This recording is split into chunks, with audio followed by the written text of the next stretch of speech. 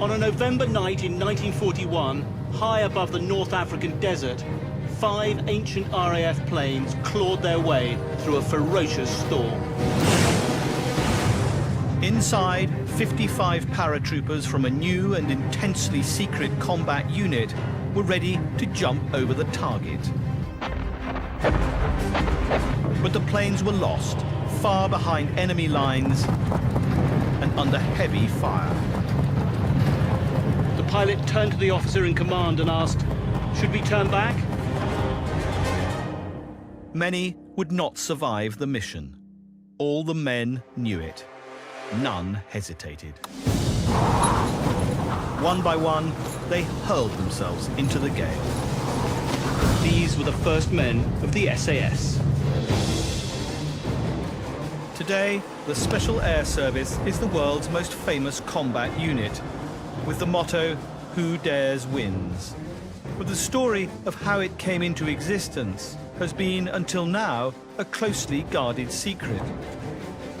With unprecedented access to the SAS archives, unseen footage, and exclusive interviews with its founding members, this series tells the remarkable story behind an extraordinary fighting force. It was essential that some success should be recorded, and recorded quickly. That band of vagabonds had to grasp what they had to do. We should never have dropped under those conditions. But if we hadn't, there would never have been an SAS, that is for sure.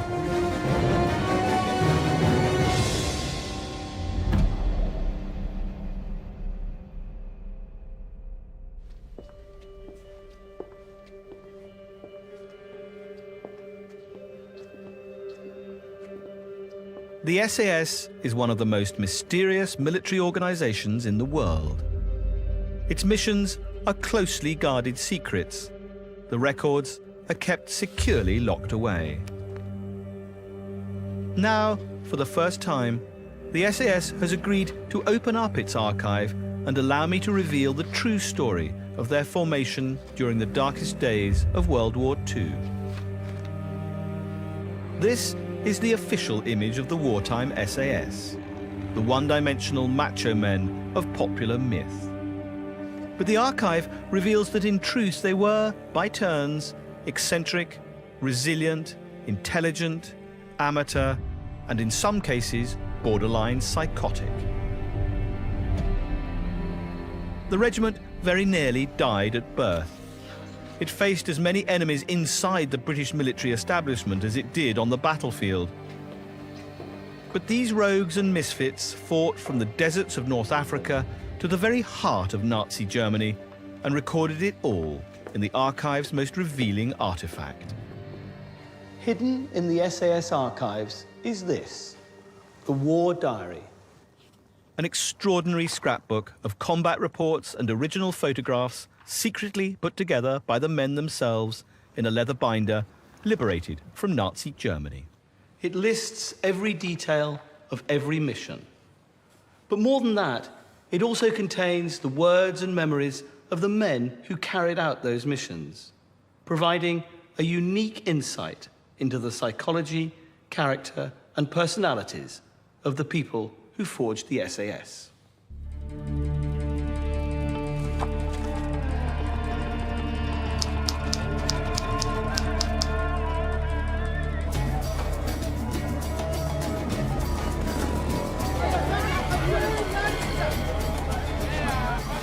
In the summer of 1941, at the height of the war in the desert, a bored and eccentric young army officer was planning to take on the German and Italian forces with an elaborate scheme that was imaginative, radical, and entirely against the rules.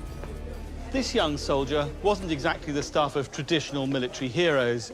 He lacked the most basic military discipline. He'd never seen any actual fighting, and he couldn't even march straight.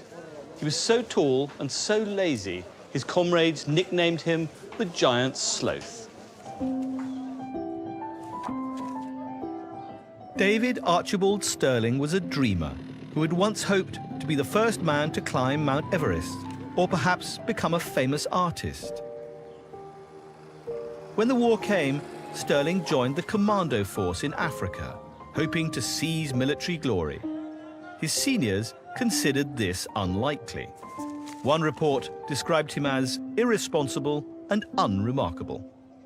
But Stirling wasn't quite the layabout his commanders thought he was. Britain was losing the war. And Stirling, who was nothing if not self-confident, believed he knew just what to do to reverse the tide.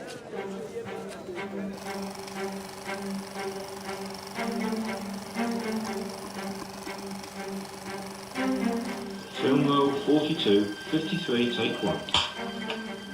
In 1987, David Stirling agreed to tell his complete story on film. Hidden away for decades, it is an extraordinary first-hand account from the maverick visionary who dreamed of reinventing the way war was fought. From the start, we knew we would never make it to a regiment. And this, we succeeded in establishing a new role. It had to be regarded as a new type of force to extract the very maximum out of surprise and guile. By 1941, the Axis powers of Hitler and Mussolini had overrun Europe and were seeking to dominate the Mediterranean. Under the command of Hitler's most formidable general, Erwin Rommel, they seemed close to achieving just that. His aircraft dominated the skies, effectively halting any counterattack. For the British to break the deadlock, a way had to be found to destroy the enemy's aircraft on the ground. But with his airfields hundreds of miles behind the lines in the desert, massed British commando raids were practically impossible.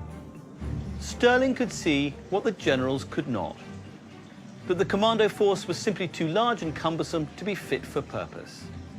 He began to imagine what it would be like if the unit was split up into smaller raiding parties.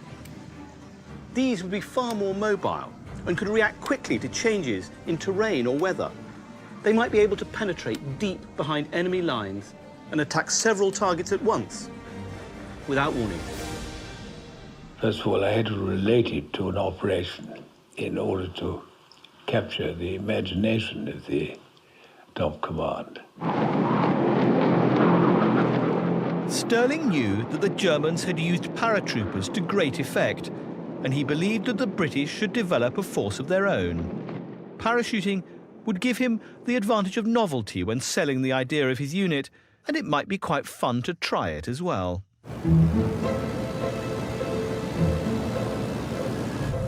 Stirling acquired a shipment of parachutes and with no training whatever, carried out his first experimental jump. He simply strapped on a parachute and jumped out of a plane.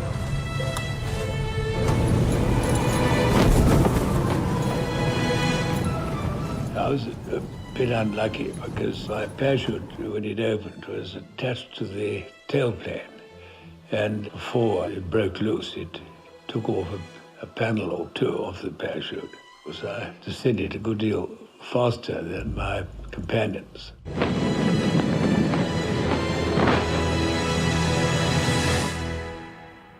Couldn't move either of my two legs, and went to Alexandra Hospital. And of course, he gave me a marvelous opportunity to do some homework on the project. Undaunted by his disastrous first parachute jump, Stirling was inspired to develop his plan in a different way. The forces defending the Axis airfields were expecting to be attacked from the Mediterranean, and so had all their guns trained to the north. What if Stirling and his parachutists attacked them from the opposite direction?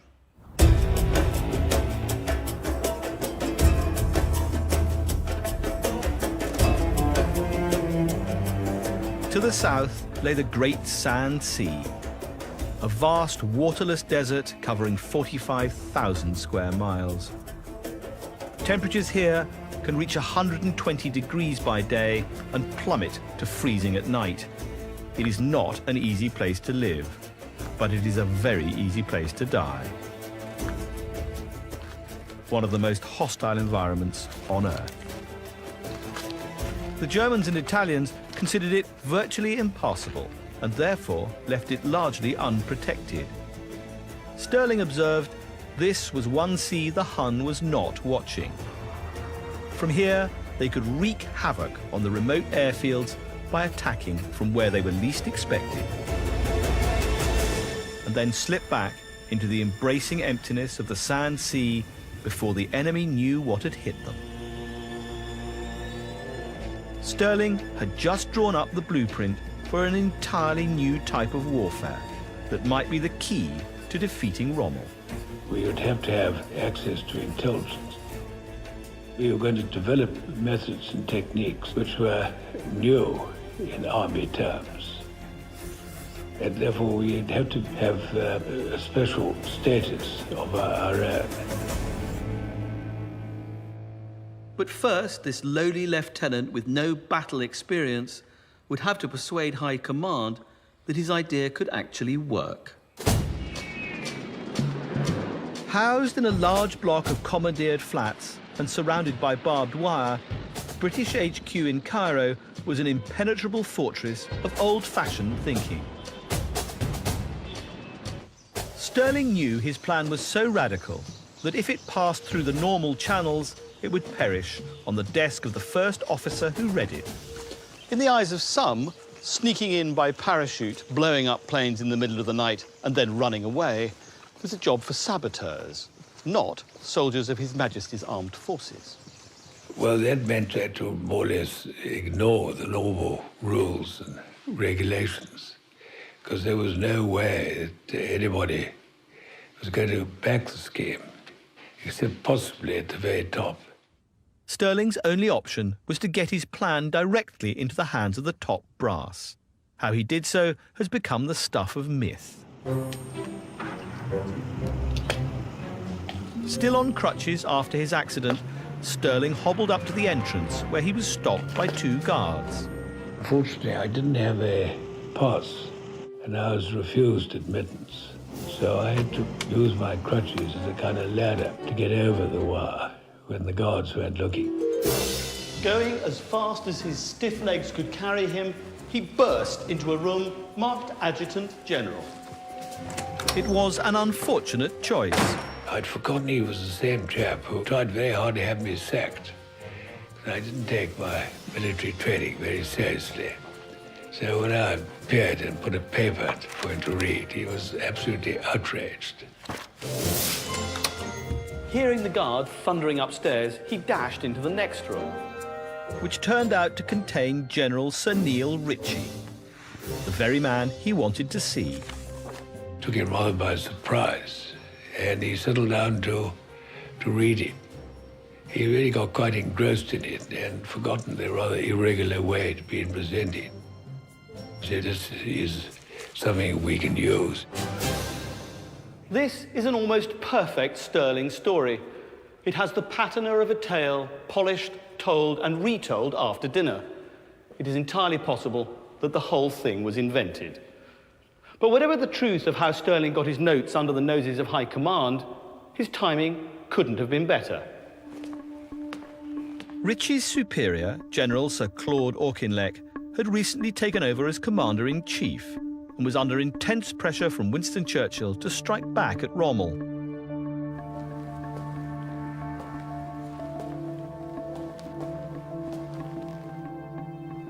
With a major British counterattack looming, Stirling's plan could hamper enemy air power at a critical moment. And if it failed, all that would be lost would be a handful of adventurers. Stirling was a mere lieutenant, and an undistinguished one at that, but he had now won permission to create and command what looked suspiciously like a private army. To the fury of many at British HQ, Stirling was promptly promoted to captain and authorised to raise a force of 6 officers and 60 men. The Special Air Service, or SAS, was born.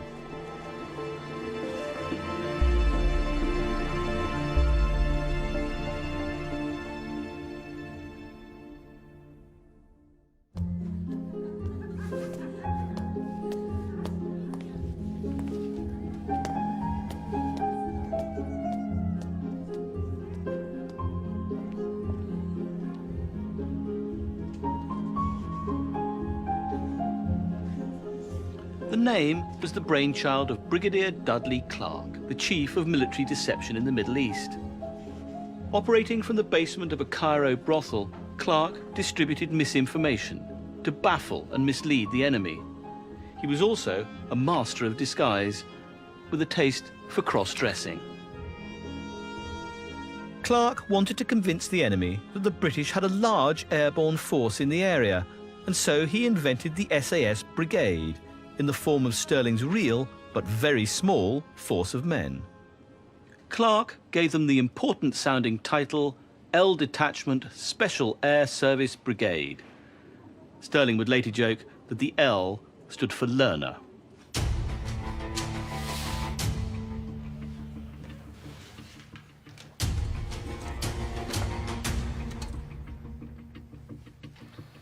Sterling now set about recruiting men who would live up to the promise of the name Clark had given them.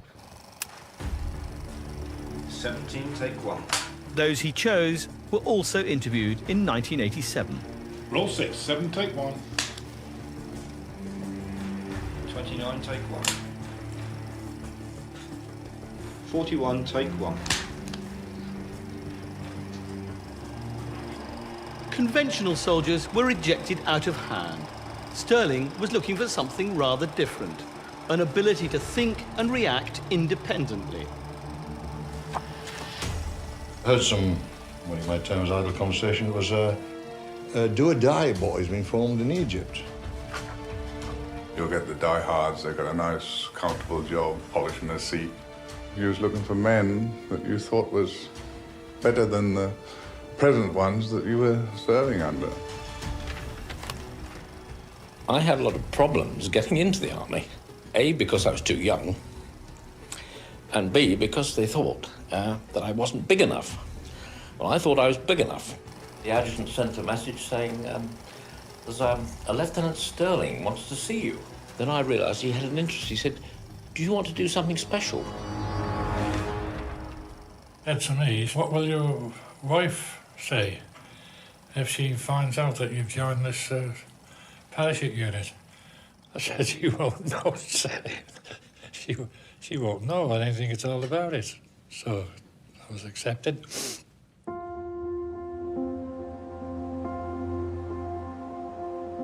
The men he chose were supremely brave and just short of irresponsible. Uncomplaining and unconventional rogues who could fight a new and secret sort of war. Well, in a sense, they weren't really controllable. They all had this individuality. The object was to give them the same purpose. Most of them were escaping from conventional regimental discipline. They didn't fully appreciate they were running into a much more exacting type of discipline. That band of vagabonds had to grasp what they had to do. We had to get down to training immediately.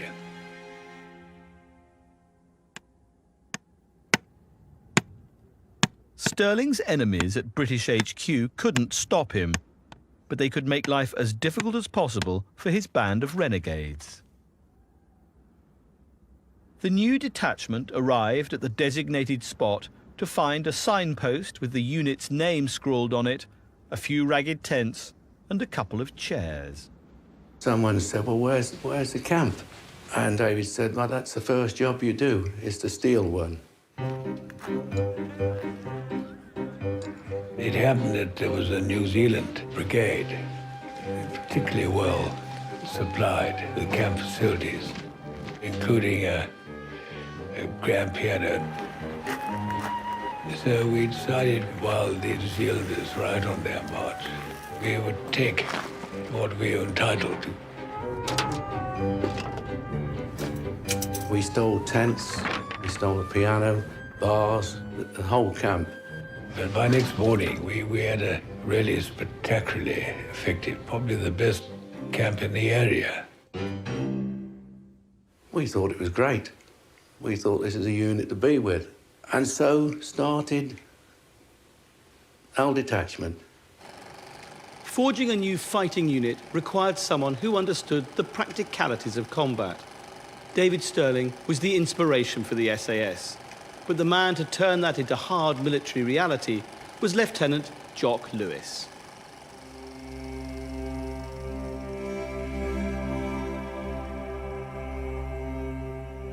This is hitherto unseen footage of Jock Lewis before the war. Athletic, rich, patriotic and handsome, a darling of the society magazines. Be someone great, his father had told him, and when war came, Lewis set about fulfilling that injunction. Jock was encouraged by his parents to be someone great ever since he was a child. Jock had a very clear vision of what he wanted to do. He wanted to shorten the war. He was fulfilling the greatness that his mother and father had expected him to rise to. While Stirling had been planning the SAS from his hospital bed, Lewis had come to a similar conclusion on the field of battle. He was a man Stirling was determined to have on his team. I put him in charge of training. It's something that he'd been longing to do. He improvised all kinds of new training techniques. This is the only footage of Lewis's unique style of parachute training. British paratroopers had never been dropped into the desert before. Without a plane available for training, Lewis decided to improvise. None of us had ever parachuted in our lives. Let's get that straight. None of us had done it. So he had a brilliant idea. He thought it was, anyway. And we got some trucks. The idea was at 10 miles an hour, we'd jump off it backwards. So we did it. And then he thought 20 miles an hour. 30 miles an hour, I'm afraid we gave up. But Jock went on. So what could you do? He jumps off a truck at 40 miles an hour, and he asks you to jump off at 30. We just did it.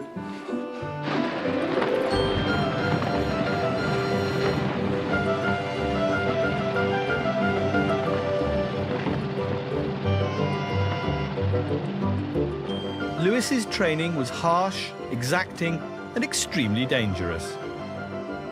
Many broke bones, including Jock himself, but his steely determination captured the imagination of his men. That was a thing with Jock Lewis's training. He says, never run away. He says, because once you start running, you stop thinking. It was very sound advice. But there was another secret side to Jock Lewis that would have given Stirling pause had he known about it. Lewis had very nearly become a fascist.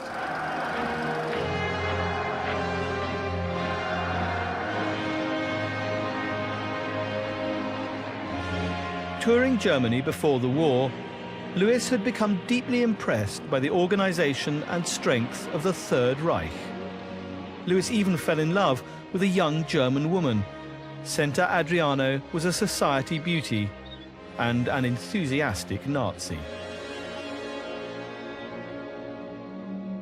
Then came Kristallnacht, the night of broken glass, as the Nazis went on the rampage against the Jews. And the politically naive Lewis suddenly saw with horrible clarity the true nature of the regime he had so enthused over.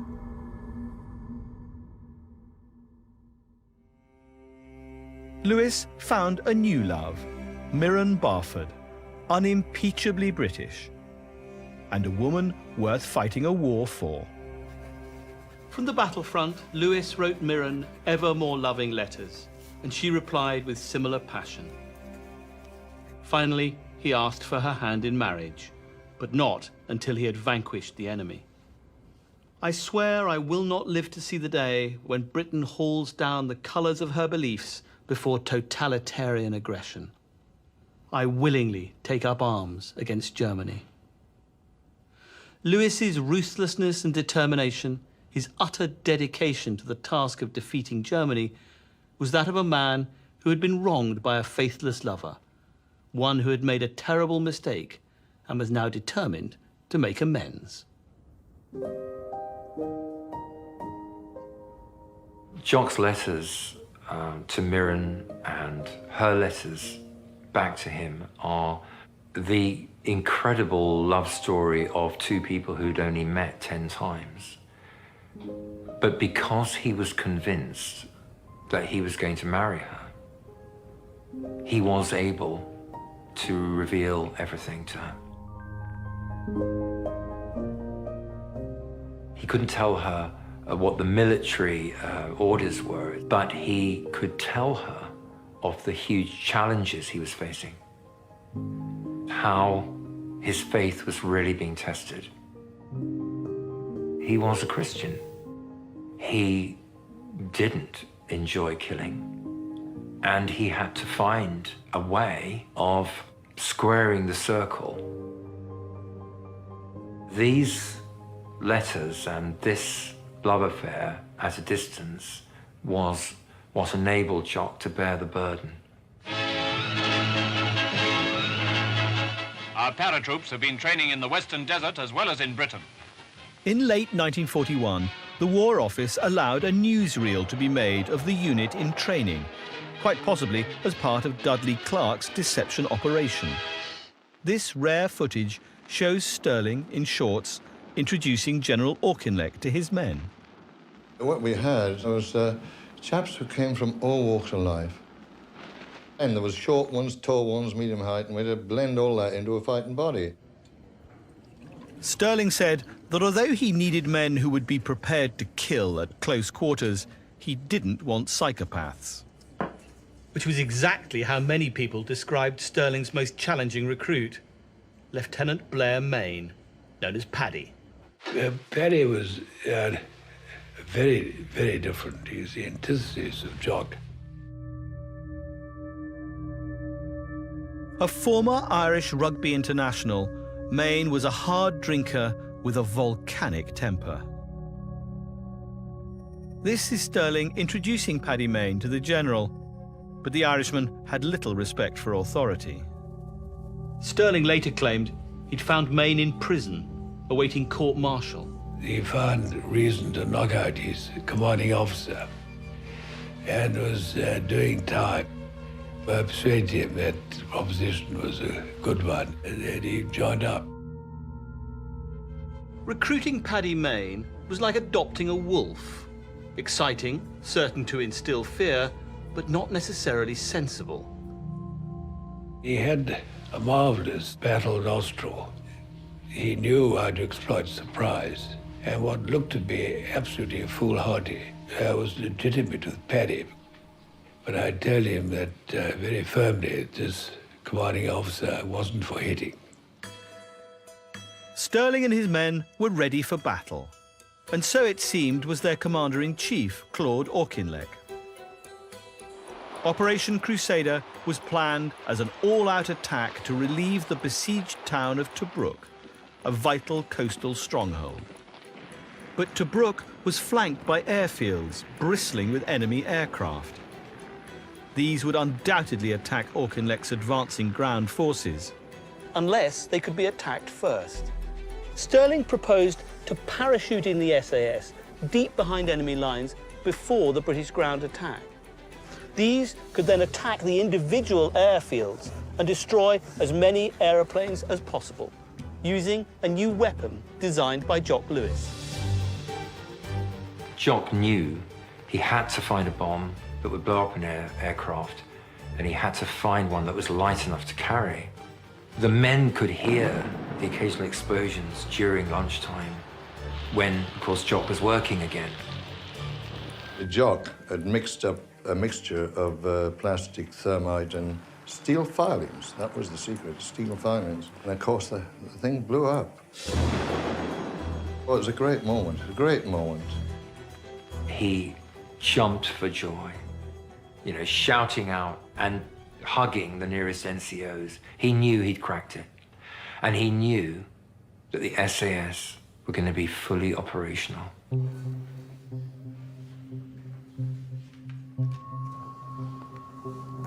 The war diary contains the SAS's first ever battle order, the top secret directive from HQ ordering the mission to go ahead.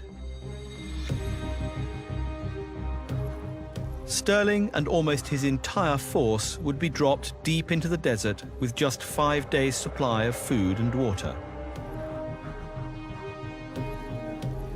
Armed with the new Lewis bombs, the men would sneak onto the airfields at night and plant their explosives on every aircraft they could find.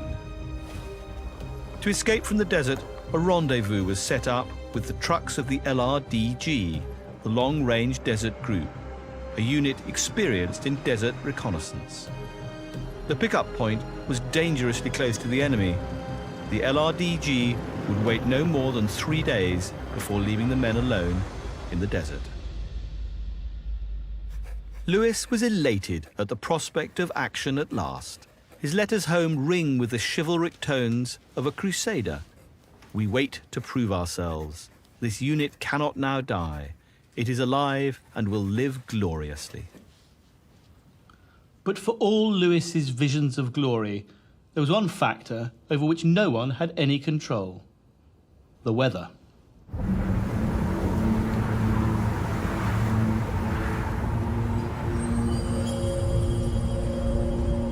With just hours to go before takeoff, the weather forecast was atrocious.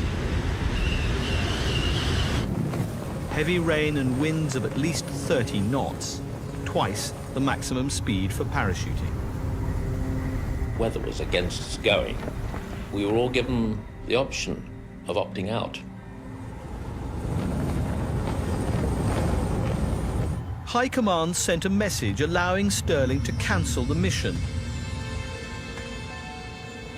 But after months on the sidelines, this was Stirling's first and perhaps his only chance to demonstrate his radical new method of warfare. Stirling and Lewis could have been tempted to say, well, we'll cancel this. But because of the opposition to the SAS in HQ Cairo, they felt absolutely that if they didn't take this chance, they might never get another chance again. I wasn't prepared to see the first of our operations because of bad weather being postponed, or couldn't be postponed, it had to be cancelled. We refused absolutely. They gave us the option. So we went ahead.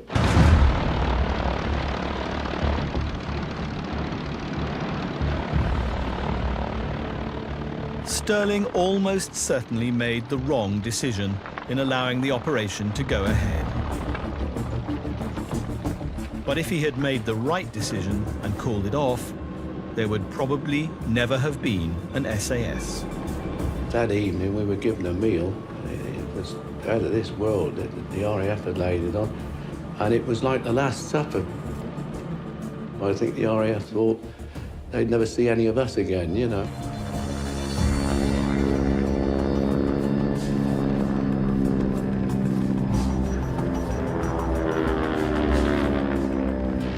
Five of the RAF's cumbersome and outdated Bombay aircraft clambered into the darkness. With Stirling's men holding tight, the planes flew into the worst storm in the area for 30 years.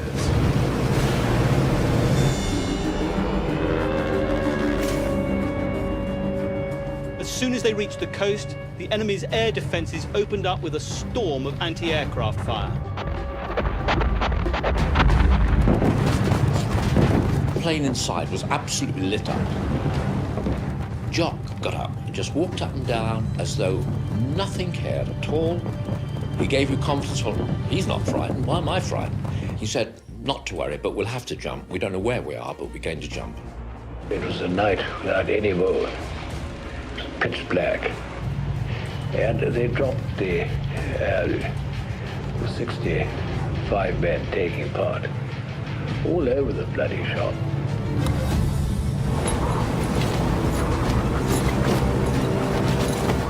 Seized by the wind, most of the parachutists landed miles from the drop zone. Several, unable to unclip their parachutes in the high wind, were scraped to death on the desert floor.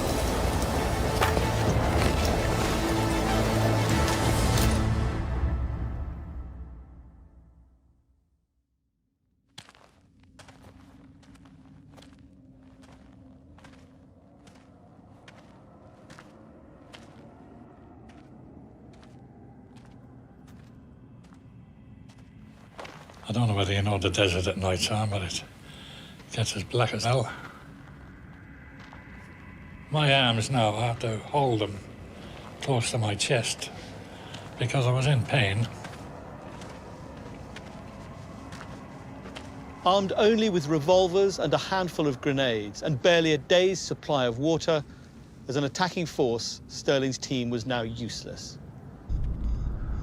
And now, somehow, lost in the wilderness of sand, the survivors would have to find their way to the rendezvous point. Ahead of them lay a 36-hour march through high winds and driving rain. Undaunted, Lewis said, "At least we won't die of thirst."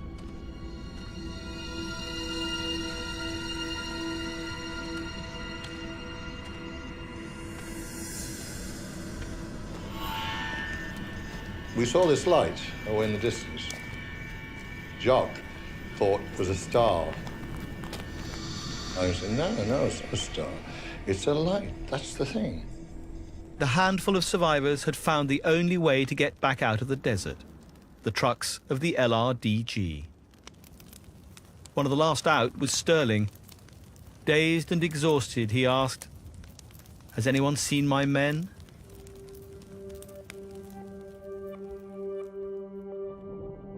One aircraft had been shot down, some men had been killed in the parachute drop, some captured, others dragged to their deaths or left to die in the desert.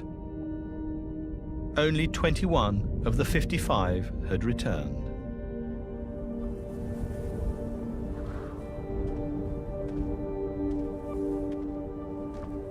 Sterling remained at the desert rendezvous for 2 more days, scanning the horizon in the hope that other stragglers might eventually emerge.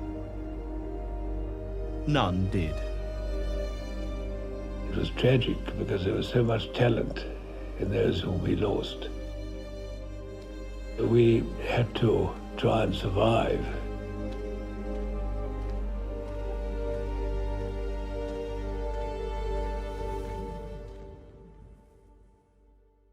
Thinking that 21 of us came out of that, we thought of the others that we didn't know where they were, whether they were alive or dead. I think that most of us wanted to continue. We'd gone through so much, so whatever happened afterwards was going to be, as you would say, a piece of cake. It wasn't, of course, but... The raid had failed utterly. But in disaster, as so often, lay the germ of salvation. The thought now occurred to Sterling that if the LRDG could get them out of the desert, they could surely drive them in as well.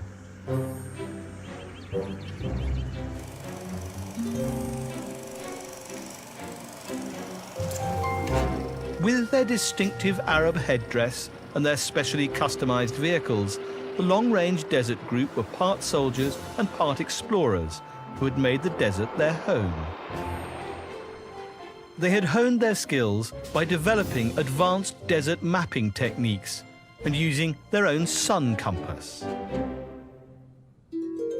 Their expertise made them the ideal desert scouting force, primarily gathering intelligence while occasionally attacking the enemy and committing piracy on the high desert. One of the LRDG's best navigators was 21-year-old Corporal Mike Sadler. Now aged 96, he's the only man left to have fought alongside the original soldiers of the SAS. How do you navigate in the desert, Mike? How do you do it? It was a bit of an art, really. It came naturally somehow. And so I was fairly successful at it. Sun threw a shadow onto a little sun compass. And you had to set the disk, but depending on the time of day and the latitude that you were on and all that. Come nightfall, we had to establish whether we were right or not by observing the stars. And that was the thing which I found so fascinating.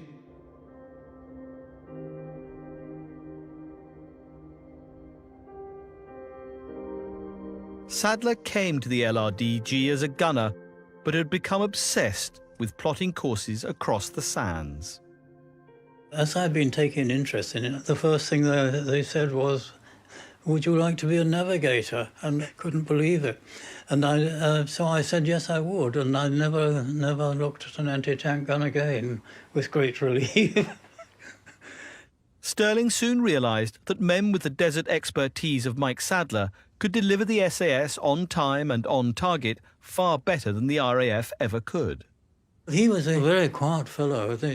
He never raised his voice, but he was a bit inclined to forget you because he was not concentrating so much on the job in hand. He was thinking much more about higher matters.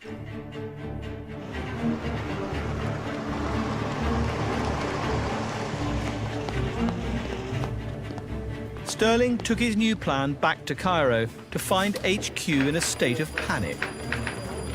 The Axis had inflicted a major defeat on the British, driving them out of Libya and back into Egypt.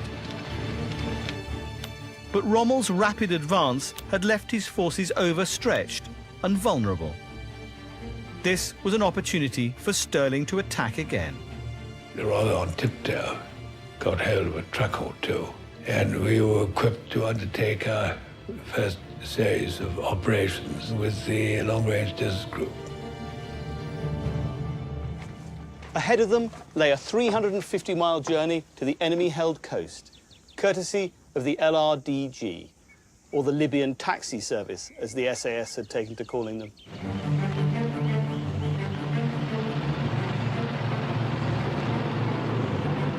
Stirling had less than half his force left. Every single one of them was determined to get back into the war.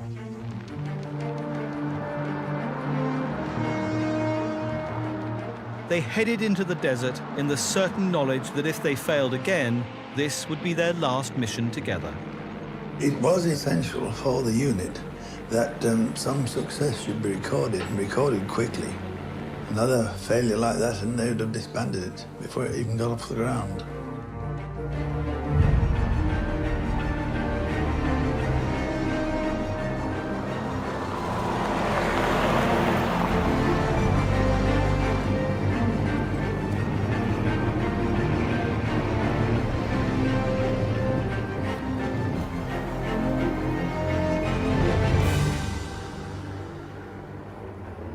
There are few experiences more uncomfortable than a long desert journey in a vehicle like this. For 3 days, they rumbled and jounced their way northwest, the heat and monotony inducing a state of sweaty semi-consciousness. The trucks frequently broke down or sank into the sand and had to be mended or laboriously dug out. It was freezing by night, broiling by day. The men called it Devil Country and developed the desert sores and bad temper to prove it. First few days, there was nobody, there was no Bedouins, there was no nothing. But as you got nearer the target, so then the tension started to rise. The trucks presented an easy target for the very aircraft the SAS were aiming to destroy.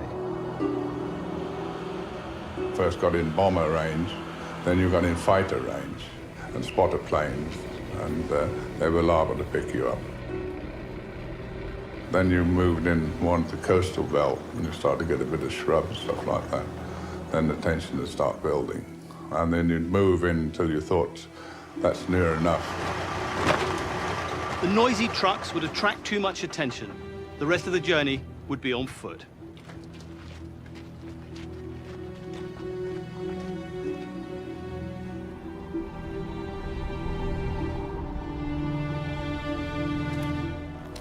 The men hiked several miles until the target was in their sights. The first ops, sentry's not on the alert. if you were 300 or 400 miles behind the line. It was just cushy. The war was never going to touch you.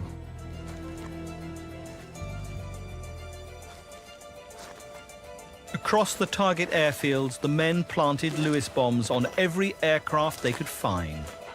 Setting the fuses to detonate simultaneously, they fled before the destruction erupted.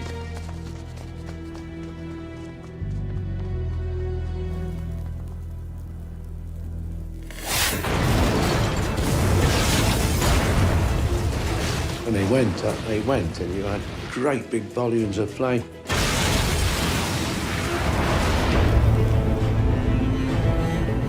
By early morning, Sterling and the LRDG had disappeared back into the desert, leaving behind them an epic trail of destruction and a bewildered enemy. There is no defense against a small party, 3 or 4 determined men getting in. But destroying aircraft wasn't enough for Paddy Mayne. He decided to attack the men who flew them as well.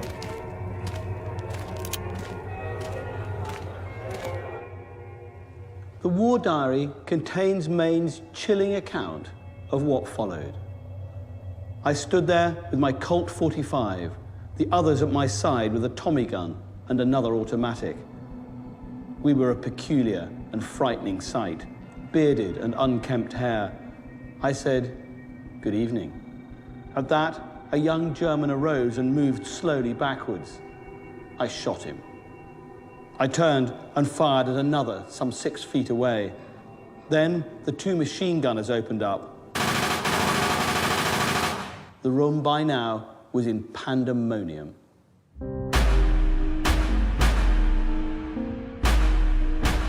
Despite the success of the mission, Sterling was appalled by the shooting of some 30 men at point-blank range.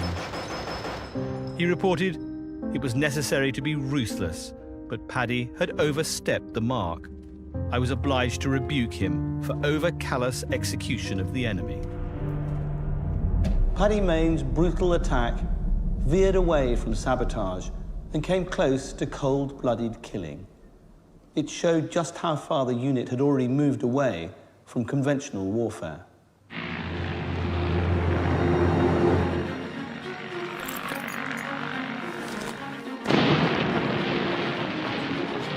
Over the next 2 weeks, the SAS mounted raid after raid, often unauthorized and picking targets at will.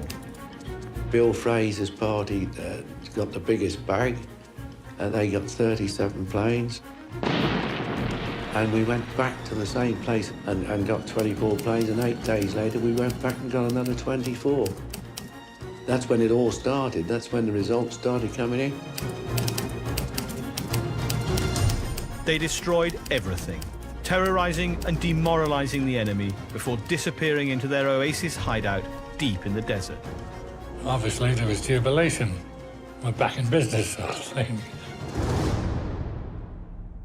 Must have been on Christmas Day. The LRDG shot a gazelle, and we made a little bar in the sun, and we had gazelle and rum and lime. We had a very, very nice Christmas. Fired up by success, Sterling would not allow even Christmas to slow the pace of destruction. Rommel was falling back, ever more dependent on air support. The SAS would attack again. But the Germans and Italians were getting wise to the tactics of the SAS. Aerial patrols were scouring the desert, looking for the telltale dust plumes of the trucks. It was only a matter of time before the enemy would have Sterling's men in their sights. Well, you had so much faith in the people you were with that no one sort of anticipated that anything was going to go wrong.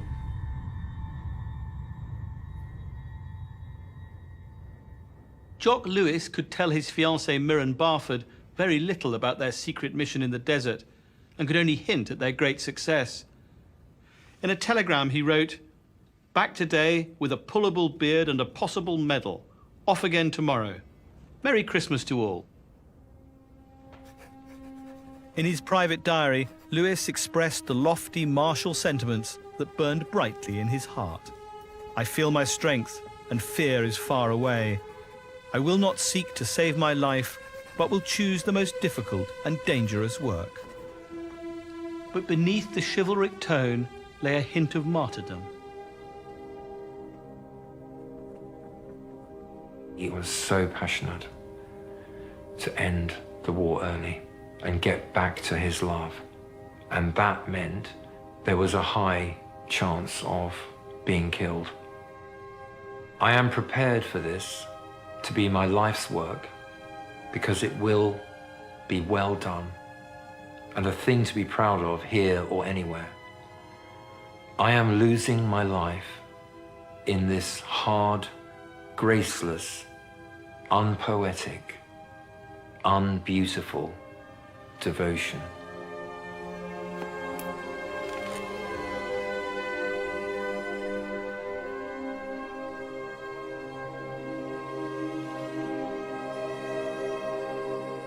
He's a very studious character, Jock Lewis, and as a training officer and to go in action with, he was a very good man too. I think he probably has too much regimentality about him in active conditions. I think that's one of the things that cost him his life.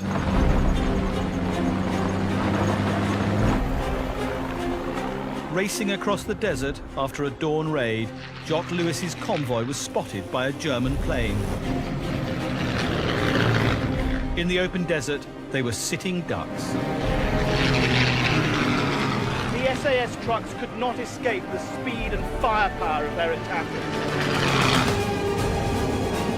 As planes filled the sky, the men jumped for their lives. But Jock Lewis delayed, gathering his papers. Everybody could see it was coming in, and it was coming in so low that everybody bailed off.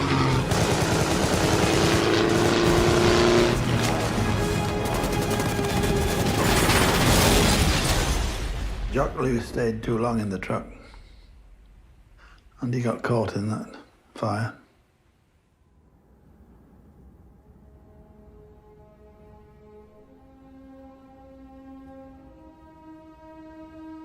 Jock Lewis was buried where he fell. His men would never know why he had delayed, but perhaps he'd already given them a clue. Never run away.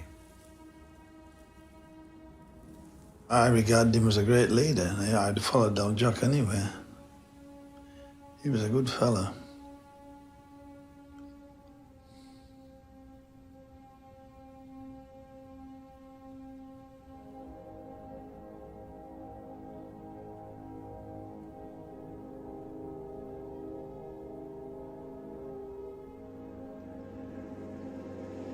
On New Year's Eve, the survivors of the Lewis raid limped back to the oasis, bringing news that one of the unit's most important members was gone. Sterling was furious that Lewis's body had been left behind in the desert. But then it was Lewis himself who had insisted that collecting the dead was a dangerous waste of time. In Lewis's empty tent, his comrades found a letter from Mirren Barford, joyously accepting his proposal of marriage. Please remember, you are my dearest and only love. Don't leave me ever. You always have my love, and all I can do now is ask the almighty powers to be merciful and to keep you safe and free. Mirren's letter accepting Jock's offer of marriage arrived after Jock died. But Jock did say one word before he died, and he said, Mirren.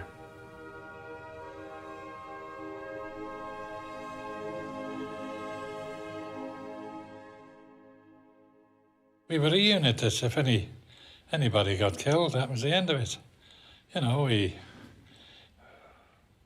there was no shedding tears and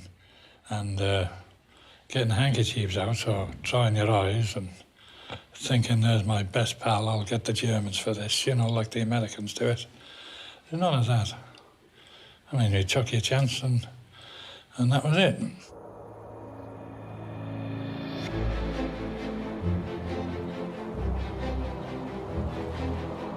By January 1942, L Detachment had destroyed more than 90 planes and left almost as many enemy dead. Behind them was a trail of wrecked munitions, vehicles, and a demoralized and mystified enemy.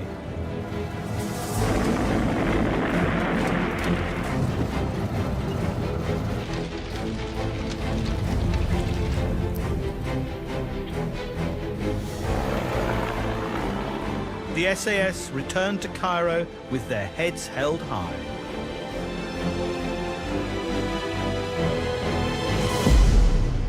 Sterling was promoted to major, and Auchinleck, recognizing the great potential of his newest fighting force, authorized the recruitment of 6 more officers and 40 more men. L Detachment were no longer learners, but success had come at a price.